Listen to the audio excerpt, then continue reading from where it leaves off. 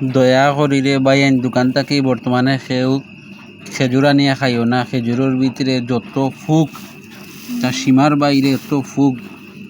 দোকানও খেজুর ফুরানো হয়ে গেলে বর্তমানে সেও খেজুর আনিয়া খাইও না, কারণ দোকানও রমজানের সময় তা খেজুর তুলে হয়েছে, এই খেজুরগুলাত বর্তমানে ফুক হয়ে গেছে, নষ্ট হয়ে গেছে খেজুরগুলা হইতে অনেক ফুক। ও দেখতে পাররা আমি কিনে আনিয়া প্রতারিত হয়ে গেছি, আপনারা কেউ কিনে আনিয়া প্রতারিত হইবা না।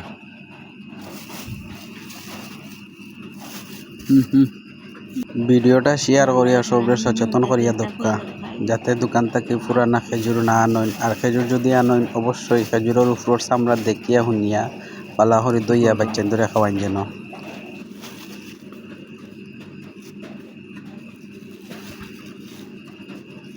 ও চামড়াটা তুলমু, এখন তুলিয়ালে দেখবানে ও চামড়ার ভিতর থাকি কিলা ফুক বার দেখক। চামড়াটা এখন তুলমু, ও চামড়া তোলার বাদে আপনারা পালা করে খেয়াল করে দেখবা যে চামড়াটা থাকে ও চামড়ার ভিতরে ফুকে বাসা করিয়া বাচ্চা দিলাইছে ফুকে। আমরা তো চামড়া সহ অনেক সময় খাইলাই, ও দেখুন যেন চামড়ার ভিতর থেকে কিলা ফুকর বাচ্চা দোকানদারের কপালে এটা ও দোকা ফুক, ও দোকা ও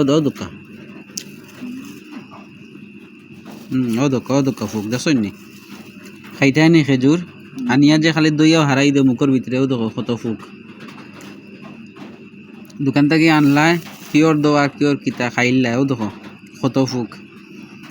সেও আমার লাগানি প্রতারণার শিকার হইবা না।